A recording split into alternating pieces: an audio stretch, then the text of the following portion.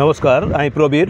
আজ আবারও আমরা চলে এসেছি ষষ্ঠ শ্রেণীর ট্যালেন্ট সার্চ পরীক্ষার একদম শেষ মুহূর্তের প্রস্তুতি নিয়ে। আমরা রয়েছি এই মেধা সমাধান বইয়ের অর্থাৎ ট্যালেন্ট সার্চ পরীক্ষা যে আগামী 14 তারিখ অনুষ্ঠিত হতে চলেছে, তারই 84 দাগ থেকে যে প্রশ্নগুলো রয়েছে তোমাদের এই গণিত বইটিতে, তার সমাধান আজ আমরা তুলে ধরছি। তো দেখো, 84 দাগের প্রশ্নে রয়েছে 73 এর রোমান সংখ্যা কত? 73 এর রোমান সংখ্যা। তাহলে প্রথম যে প্রশ্ন আমাদের সেখানে রয়েছে 84 দাগের 73 এর রোমান সংখ্যা কত? 73 এর রোমান সংখ্যা হবে কি না, এখানে অপশানে রয়েছে LXXV, এখানে রয়েছে তার মানে হলো 50, 60, 70, 75, আর LXXI মানে হলো 71, আর LXVII মানে হলো এখানে 67, আর এটা হলো LXXIII অর্থাৎ এটা হলো 73। তার মানে অপশান ডি হবে এক্ষেত্রে সঠিক উত্তর। এবার দেখো 85 দাগের প্রশ্ন, সেখানে বলা রয়েছে XLIX এর হিন্দু আরবিক সংখ্যা কী হবে? এখানে XL মানে হলো 50 থেকে 10 বিয়োগ মানে 40, আর এটা হলো 9 অর্থাৎ 49 মানে 49, অর্থাৎ এই ডি এর অপশানটা হবে এর সঠিক উত্তর। এবার দেখো 86 দাগের প্রশ্ন, সেখানে বলা আছে কি না, সেখানে বলা রয়েছে x এর দ্বিগুণ অপেক্ষা 15 কম, চিহ্নের সাহায্যে লিখলে হবে কি? তাহলে x এর দ্বিগুণ অর্থাৎ 2x অপেক্ষা 15 কম মানে -15, এখানে -15 অর্থাৎ অপশান এ হবে এর সঠিক উত্তর। এবার 87 দাগের প্রশ্ন, সেখানে বলা রয়েছে কি না, x/y একটি ধনাত্মক প্রকৃত ভগ্নাংশ হলে কি হবে? আমরা কি জানি না, ধনাত্মক এবং বলছে প্রকৃত ভগ্নাংশ, তাহলে লব অপেক্ষা হর বড় হবে, অর্থাৎ উপরে যে লব সেটা ছোট হবে আর নিচের যে হর সেটি বড় হবে। তো সেই কারণে আমরা এখানে তাহলে কে কাকে তীর মারবে, অর্থাৎ এই x তীর খাবে ওয়াইয়ের কাছে, x ওয়াইয়ের কাছে তীর খাবে, মানে এখানে অপশানটা হবে আমাদের কি না, এই বি এর অপশানটা হলো এর সঠিক উত্তর, যেখানে ওয়াই তীর মারছে এক্সকে। আবার 88 দাগের প্রশ্ন, সেখানে বলা রয়েছে এম ও এন এর সমষ্টির 3 ভাগের 1 ভাগ হবে। তাহলে এম ও এন এর সমষ্টি মানে m+n, তার 3 ভাগের 1 ভাগ মানে 1/3, অর্থাৎ এটা লিখবো আমরা এই ডি এর অপশানটা, অর্থাৎ m+n/3, এই অপশানটা হবে এর সঠিক উত্তর। এবার দেখো 89 দাগের প্রশ্ন, সেখানে বলা আছে 7 সেমি, 5 সেমি, 2 সেমি এটি কোন ত্রিভুজ? এটি কোন ধরনের ত্রিভুজ? যদি দেখি আমরা 7 সেমি রয়েছে আর দুটো রয়েছে ছোট দুটো বাহু, সেটা হলো 5 সেমি এবং 2 সেমি, তার মানে 5 আর 2 7, আর এটাও হলো 7, দুটো সমান হয়ে যাচ্ছে। এবার আমরা পিথাগোরাসের উপপাদ্য অনুসারে যদি প্রমাণ করতে যাই, তাহলে লম্ব স্কোয়ার প্লাস ভূমি স্কোয়ার সমান অতিভুজের স্কোয়ার যদি এই সূত্রে পাই, তার মানে এটা হলো সমকোণী ত্রিভুজ, অর্থাৎ এখানে 5 স্কোয়ার মানে 25, আর 2 স্কোয়ার মানে 4, এখানে আছে 7 স্কোয়ার তার মানে 49। এই ত্রিভুজটা কিন্তু কোনোভাবেই আঁকা সম্ভব নয়। এখানে বলা রয়েছে সমবাহু, স্থূলকোণী, বিষমবাহু নাকি সমদ্বিবাহু। যদিও এটা বাহুভেদে আমরা বলতে পারি কি না বিষমবাহু ত্রিভুজ, কিন্তু বাস্তবিক ক্ষেত্রে এই ত্রিভুজটা কিন্তু অঙ্কন করা যাবে না, তাই এটা ত্রিভুজটা আঁকা যাবে না। কিন্তু এখানে যেহেতু চাওয়া হয়েছে এটি কোন ত্রিভুজ, তখন আমরা এখানে বিষমবাহু ত্রিভুজ হিসাবে এটাকে নিচ্ছি, কিন্তু এই ত্রিভুজটা আঁকা যাবে না। এবার দেখো 90 দাগের প্রশ্ন, এখানে বলা রয়েছে একটি ত্রিভুজের বাহু সংখ্যা, একটি ত্রিভুজের বাহু সংখ্যা সবসময় 3টি বাহু হয়। তো এই হলো 90 পর্যন্ত প্রশ্নগুলো। এবার আমরা চলে যাব বাকি যে প্রশ্নগুলো তার সমাধানে। তার আগে আমি আমার সকল ভিউয়ার্স তথা সচেতন অভিভাবক এবং প্রিয় ছাত্রছাত্রীদের বলবো যে ধৈর্য ধরে সম্পূর্ণ ভিডিওটা দেখো, আর সেই সঙ্গে অবশ্যই ভিডিওগুলো ভালো লাগলে লাইক কমেন্ট শেয়ার করে অন্যান্য বন্ধুবান্ধবদের মধ্যে ছড়িয়ে দাও। এই মডেল প্রশ্নের যে সমাধান অর্থাৎ এই ট্যালেন্ট সার্চ পরীক্ষার আগামী রবিবার অর্থাৎ একদম শেষ মুহূর্তের শেষ কয়েকটি ভিডিওর মাধ্যমে আমরা তোমাদের অত্যন্ত গুরুত্বপূর্ণ প্রশ্নগুলোর সমাধান তুলে ধরছি। সেই কারণে অবশ্যই ধৈর্য ধরে সম্পূর্ণ ভিডিওটা দেখো। আর তার সাথে সাথে অবশ্যই প্রত্যেকের কাছে আমাদের বিশেষ আবেদন, আমাদের এই চ্যানেলটিকে আরও বেশি এগিয়ে নিয়ে যেতে, উৎসাহ উদ্দীপনা দিতে অবশ্যই কিছু আর্থিক সহযোগিতা তোমাদের কাছে অবশ্যই প্রাপ্য। তো তাহলে আমাদের যে এখানে তোমাদেরকে দেওয়া রয়েছে যে স্ক্যানার, সেই স্ক্যানারের মাধ্যমে গুগল পে বা তোমরা ফোনপের মাধ্যমে আর্থিক সহযোগিতা এই চ্যানেলটিকে করতে পারো। তো চলো এবার আমরা চলে যাব বাকি যে প্রশ্নগুলো রয়েছে তার সমাধানে। এবার 91 দাগের যে প্রশ্ন সেখানে দেখো বলছে একটি দেশলাই বাক্সকে সমতলে বসিয়ে যে সমতলিক চিত্র পাওয়া যায় তা হলো, এটা আয়তক্ষেত্র পাওয়া যাবে, কারণ এটা হলো একটা আয়ত ঘনক সমতলিক চিত্র তৈরি হবে। তো তার একটা তলই উঠবে, সেটা হলো আয়তক্ষেত্র। নিচের কোনটি সমতলিক ক্ষেত্রের উদাহরণ নয়? এখানে ত্রিভুজ একটি সমতলিক ক্ষেত্র, বৃত্তও কিন্তু একটি সমতলিক ক্ষেত্র, বর্গক্ষেত্র সেও কিন্তু একটি সমতলিক ক্ষেত্র, বিন্দু যার অবস্থান আছে অন্য কোনো কিছু নেই, দৈর্ঘ্যও নেই, প্রস্থও নেই, উচ্চতাও নেই। তো সেই কারণে বিন্দু হবে একটি সমতলিক ক্ষেত্রের উদাহরণ নয় এমন উদাহরণ।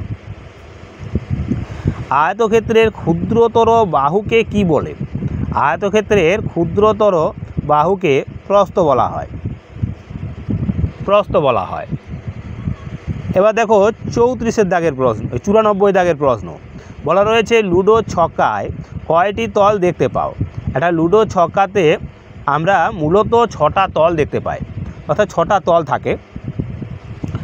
কিন্তু যদি আমরা যে কোনোভাবেই দেখি না কেন, যদি কোনো একটি সাইড থেকে আমরা লক্ষ্য করি, কোনো রকম যদি আমরা ওই লুডো ছক্কাকে না ঘুরিয়ে দেখি, তাহলে কিন্তু আমরা কেবলমাত্র তার 3টি তলকেই দেখতে পাবো। যদিও একটা লুডো ছক্কায় 6টি তল থাকে, তাহলে উত্তরটা আমরা এখানে নেব 6টি তল থাকে। নিচের কোনটি ঘনবস্তু নয়? এখানে ঘনবস্তু নয় কোনটি? দেখো ইট সেও কিন্তু একটি ঘনবস্তু, জুতো সেও কিন্তু একটি ঘনবস্তু, বই সেও কিন্তু ঘনবস্তু, রাগ অভিমান বা মমতা এগুলো কিন্তু কোনো রূপ ঘনবস্তু নয়, কারণ এগুলো কোনো স্থান দখল করে থাকে না বা আকৃতির নয়। তো সেই কারণে এই ডি অপশানটা হবে এর সঠিক উত্তর। তো এই ছিল আমাদের 35 পৃষ্ঠার ট্যালেন্ট সার্চ পরীক্ষার অত্যন্ত গুরুত্বপূর্ণ 11টি প্রশ্নের সমাধান। বাকি আরও যে 12টি প্রশ্ন রয়েছে তারও সমাধান আমরা আমাদের আজকের পর্বেই তোমাদের তুলে ধরব। তো সেই কারণে আবারও আমি আমার সকল প্রিয় ছাত্রছাত্রীদের বলবো ধৈর্য ধরে সম্পূর্ণ ভিডিওটা দেখো। আর অবশ্যই চ্যানেলটার ভিডিওগুলোকে লাইক কমেন্ট শেয়ার দিয়ে অন্যান্য বন্ধুবান্ধবদের মধ্যে ছড়িয়ে দাও, যাতে করে আগামী দিনে এরকম গুরুত্বপূর্ণ ভিডিওগুলো সবার আগে তোমরা পেয়ে যেতে পারো। কারণ এই চ্যানেলের মাধ্যমেই আমরা যেমন ট্যালেন্ট সার্চ পরীক্ষার প্রস্তুতি তোমাদের শুরু করেছি, ঠিক একই রকমভাবে পশ্চিমবঙ্গ বিজ্ঞান মঞ্চের যে মেধা অন্বেষণ 2025 সালের পরীক্ষা তারও প্রস্তুতি আমরা শুরু করে দিয়েছি। এবং এই কয়েকটা দিন কেবলমাত্র ওই ট্যালেন্ট সার্চ পরীক্ষার গুরুত্বপূর্ণ প্রশ্নগুলোর সমাধান তুলে দেওয়ার পর আমরা মেধা অন্বেষণের পরীক্ষারও প্রস্তুতি বা শেষ মুহূর্তের ভিডিওগুলো তোমাদের আপলোড করে দেব। আর তার পাশাপাশি অবশ্যই আমরা নিখিলবঙ্গের যে বিজ্ঞান মঞ্চ বা অন্যান্য যে ট্যালেন্ট সার্চ বা অন্যান্য যে প্রতিযোগিতামূলক পরীক্ষাগুলো রয়েছে গণিত বিষয়ের উপর, তারও আমরা সমাধান আমাদের এই চ্যানেলের মাধ্যমে তোমাদের দেব। তো সেই কারণে অবশ্যই ধৈর্য ধরে বাকি প্রশ্নগুলোর সমাধানও দেখতে থাকো। আর অবশ্যই সকলকে বলবো ভিডিওগুলোকে সম্পূর্ণরূপে দেখো। তো চলো এবার আমরা চলে যাচ্ছি পরের পৃষ্ঠা অর্থাৎ 36 পৃষ্ঠার ট্যালেন্ট সার্চ পরীক্ষার প্রশ্নপত্রের সমাধানে। তো তাহলে দেখো এবার 96 দাগের প্রশ্ন। এখানে রয়েছে কি না, কোনো বাক্সে তলের সংখ্যা, একটি বাক্সে তলের সংখ্যা কত? একটি বাক্স অর্থাৎ সেই বাক্সটিও হবে কীরূপ না, বাক্স হবে মূলত একটি আয়তঘন বস্তু। তো সেই কারণে আয়তঘন বস্তুর 6টি তল থাকে, তার মানে এখানে অপশান ডি হবে এর সঠিক উত্তর। এবার দেখো 97 দাগের প্রশ্ন বলেছে একটি ইটে কয়টি সমতল দেখতে পাওয়া যায়। একটি ইটের মধ্যে কয়টি সমতল দেখা যায়? ইট হলো একটি ঠিক একই রকম আয়তঘনক বস্তু, তো তারও কিন্তু 6টি সমতল দেখতে পাওয়া যাবে, অর্থাৎ অপশান সি হলো এর সঠিক উত্তর। এবার 98 দাগের প্রশ্ন, এখানে বলা রয়েছে একটি ষড়ভুজের আভাস পাওয়া যায় এমন একটি বস্তুর নাম। ষড়ভুজ অর্থাৎ 6টি বাহু বিশিষ্ট, এখানে ষড়ভুজ বলছে, তার একটি প্রমাণ পাবো আমরা। তেমন উদাহরণ হলো কি, এখানে লুডো ছক্কা আছে, পয়সা আছে, ঘড়ি আছে আর বই আছে। এখানে লুডো ছক্কা হবে তাহলে। নিচের কোনটির উপরিভাগ সমতল? কোনটির উপরিভাগ সমতল হবে? না, এখানে রয়েছে বল, যার উপরিভাগ সমতল নয়, এটা হচ্ছে বক্রতল। আর ডাব, সেটিও বক্রতল। বই, এর উপরিতল কিন্তু সমতল। ছাতা রয়েছে, ছাতা অপশানটা হবে না, কারণ ছাতারও হচ্ছে বক্রতল।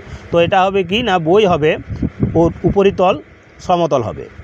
এবারে আমাদের 100 দাগের যে প্রশ্ন, অর্থাৎ এই মডেল প্রশ্নের 100 নম্বরের প্রশ্ন, সেখানে রয়েছে কি, সমকোণী ত্রিভুজের একটি কোণ কত? এই সমকোণী ত্রিভুজ মানেই হলো তার একটি কোণ 90 ডিগ্রি হবেই, তার মানে একটি কোণ অবশ্যই 90 ডিগ্রি, অর্থাৎ বি এর অপশানটা হবে এর সঠিক উত্তর। এবার দেখো 101 দাগের প্রশ্ন, যে কোনো ত্রিভুজের কমপক্ষে কটি সূক্ষ্মকোণ থাকে? কমপক্ষে দুটি কোণ সূক্ষ্মকোণ হবেই। একটি ত্রিভুজের কমপক্ষে দুটি কোণ সূক্ষ্মকোণ হবে। যদি দেখা যায় ত্রিভুজটা আমাদের একটি কোণ স্থূলকোণ হয়, তাহলে দুটি কোণ সূক্ষ্মকোণ হবে। আর যদি দেখা যায় দুটো কোণ কখনোই স্থূলকোণ হতে পারবে না, একটি কোণ। আর যদি সমবাহু হয়, সমবাহু হলে সেক্ষেত্রে 3টি কোণই হবে সূক্ষ্মকোণ। এবার দেখো 102 দাগে বলছে বৃত্তের ব্যাসের দৈর্ঘ্য বৃত্তের ব্যাসার্ধের দৈর্ঘ্যের কি হবে? না, দ্বিগুণ হবে।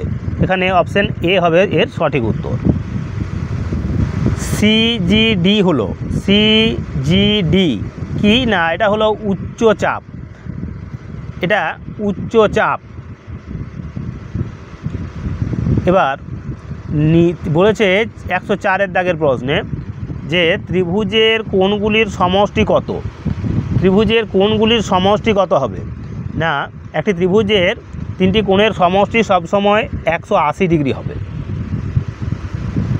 এবার 105 প্রশ্ন, যে চতুর্ভুজের প্রতিটি বাহু সমান কিন্তু কোণগুলি সমকোণ হতেও পারে আবার নাও পারে, তাদের কি বলা হয়? যে চতুর্ভুজের প্রতিটি বাহু সমান কিন্তু কোণগুলি সমকোণ হতেও পারে আবার নাও পারে, তাদের বলে একমাত্র বর্গক্ষেত্রের ক্ষেত্রে এবং রম্বসের ক্ষেত্রেই চতুর্ভুজের 4টি বাহুই সমান হয়, কিন্তু বর্গক্ষেত্রের ক্ষেত্রে দেখা যাবে কোণগুলো কি হয় না, কোণগুলো সমকোণ হয়, কিন্তু রম্বসের ক্ষেত্রে সমকোণ নাও হতে পারে। তো সেক্ষেত্রে উত্তরটা হবে তাহলে রম্বস, অর্থাৎ এই অপশান সি লিখবো আমরা সঠিক উত্তর হিসাবে। এবার আমরা চলে যাব 106 দাগের প্রশ্নে। বলা রয়েছে যে চতুর্ভুজের একজোড়া বিপরীত বাহু পরস্পর সমান্তরাল তাকে কি বলে? তাহলে যে চতুর্ভুজের একজোড়া বিপরীত বাহু পরস্পর সমান্তরাল তাকে বলবো ট্রাপিজিয়াম, আর 2 জোড়া যদি বাহু সমান্তরাল হয় তাকে বলবো আমরা সামান্তরিক। তাহলে এখানে হবে কি না, ট্রাপিজিয়াম। তো এবার আমরা চলে এসেছি আমাদের আজকের পর্বের শেষ আর দুটো প্রশ্ন সমাধান করলেই এই মডেল প্রশ্নের 7 এবং 8, 107 এবং 8, তাহলেই আমাদের এই 36 পৃষ্ঠার যে ট্যালেন্ট সার্চ পরীক্ষা 2025 সালে অনুষ্ঠিত হয়ে চলেছে তার অত্যন্ত গুরুত্বপূর্ণ আর মাত্র 2টি প্রশ্ন রয়েছে দেখতে পাচ্ছ। এই 2টি প্রশ্নের সমাধানের মধ্য দিয়েই আমরা আমাদের আজকের ভিডিও শেষ করব। তো দেখো, যেখানে বলছে যে চতুর্ভুজের বিপরীত বাহুগুলি সমান্তরাল তাদেরকে কি বলে? একটু আগেই বললাম তোমাদের যে যদি দেখা যায় চতুর্ভুজটির বিপরীত বাহুগুলি পরস্পর সমান্তরাল হচ্ছে তাহলে তাকে বলবো আমরা সামান্তরিক। তার মানে অপশান ডি হবে এর সঠিক উত্তর। এবার আজকের শেষ প্রশ্ন, প্রতিটি সমবাহু ত্রিভুজকে কোন ত্রিভুজ বলা হয়? অর্থাৎ বাহুভেদে তো এটা সমবাহু, কিন্তু কোণ ভেদে যখন বলবো তখন সেটা হয়ে যাবে কি না, তাকে বলবো আমরা সূক্ষ্মকোণী ত্রিভুজ। এর আগে তোমাদেরকে আমরা বলেছি যে যদি দেখা যায় তিনটে বাহু সমান হয় তার মানে তিনটে কোণও সমান হবে, অর্থাৎ 60 ডিগ্রি করে হবে, তার মানে প্রত্যেকটা কোণই হবে সূক্ষ্মকোণ, অর্থাৎ কোণ ভেদে তাদেরকে আমরা বলতে পারি কি না সূক্ষ্মকোণী ত্রিভুজ। এখানে রয়েছে বিষমবাহু ত্রিভুজ, সমদ্বিবাহু ত্রিভুজ, সমকোণী ত্রিভুজ, তাহলে কোনোটিই না। এখানে উত্তর লিখব আমরা কোনোটিই না। প্রতিটি সমবাহু ত্রিভুজকে কোণ ত্রিভুজ বলা হয়, এটা তখন আমরা কোণ ভেদে বলতে পারি যে এটা কোনোটিই নয়। কিন্তু যদি বাহু ভেদে বলা হয় তাকে এই বাহু ত্রিভুজকে সমদ্বিবাহু ত্রিভুজও বলা যায়, কিন্তু এখানে আমরা কোনোটিই না এই অপশানটিকে নেব। তো এই ছিল মোটামুটি আমাদের আজকের পর্বের অত্যন্ত গুরুত্বপূর্ণ 23টি প্রশ্নের সমাধান। আগামী দিনে বাকি আরও যে সমস্ত প্রশ্নগুলো রয়েছে এই ট্যালেন্ট সার্চ বইটিতে বা মেধা সমাধান বইটিতে, তার সমাধানও আমরা আগামী দিনে তুলে ধরব, যাতে করে তোমরা ট্যালেন্ট সার্চ পরীক্ষায় তোমাদের সর্বোচ্চ যে 20 নম্বরের প্রশ্ন থাকবে সেই 20 নম্বরে 20 নম্বরই পেতে পারো। তার জন্য আমরা যথাসাধ্য চেষ্টা করে যাব। তো অবশ্যই তোমাদেরও কাজ হবে সম্পূর্ণরূপে প্রত্যেকটা ভিডিওকে আজকের মতো দেখা, এবং ঠিক একই রকমভাবে আমাদের চ্যানেলটি যাতে করে আরও বেশি এগিয়ে যায় সেই জন্য তোমাদের কাছে আমরা লাইক, কমেন্ট এবং শেয়ার, এবং তার পাশাপাশি যদি তোমাদের আর্থিক সাহায্য সহযোগিতার ইচ্ছা থাকে অবশ্যই এই যে আমাদের স্ক্যানার দেওয়া রইল সেই স্ক্যানারে তোমরা স্ক্যান করে অবশ্যই ফোনপে বা গুগল পের মাধ্যমে আমাদের আর্থিক সহায়তা করতে পারো। তো এই বলে আজকের মতো এখানেই ভিডিওটা শেষ করব। দেখা হবে আগামী নতুন আরও একটি পর্বের সাথে। নমস্কার।